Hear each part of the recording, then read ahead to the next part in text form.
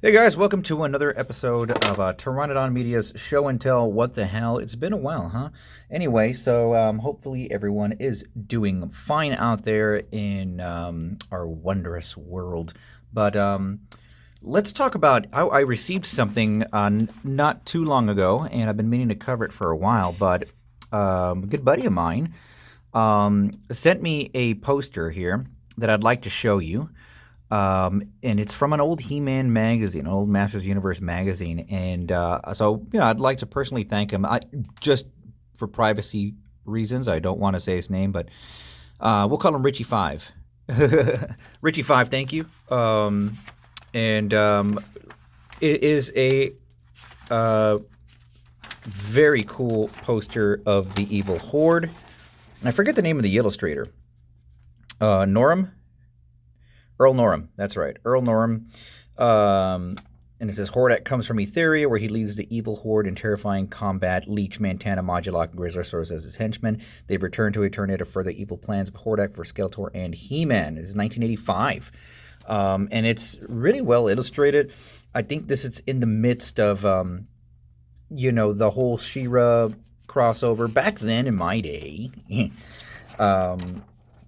the Horde, the She-Ra wasn't a concept to me. I knew that about the Horde. I loved the Horde figures. The first one I recall seeing was actually was Hordak and then Modulok. What's interesting about this poster is that it presents a more filmation version of the Horde, but kind of mixed with the contemporary Masters, or for the time, Masters of the Universe look, barbaric. So I really like this. The Fright Zone in the back looks awesome. And maybe it's just the painting style. But it's the filmation design, but the style looks more along the lines of what you would see in a Masters of the Universe barbaric look. So I really find it interesting that he has the Horde logo bat on his arm, as if it were a weapon. So that's pretty cool. I thought it would have been pretty neat if I never bought any She-Ra figures. By that time, I was already on Thundercats and whatever else was new. But I would have, I would think that if they did the Horde in the She-Ra line, they would have reused the molds and repainted them. And maybe did some minor modifications. But yeah, these are very filmation looking, but with that Masters classic barbarian flair. But what's interesting about this, and what I'm trying to find a nice frame for this. This is definitely going to go here at the studio. So I'm real appreciative. It's awesome because it's just really taking me back.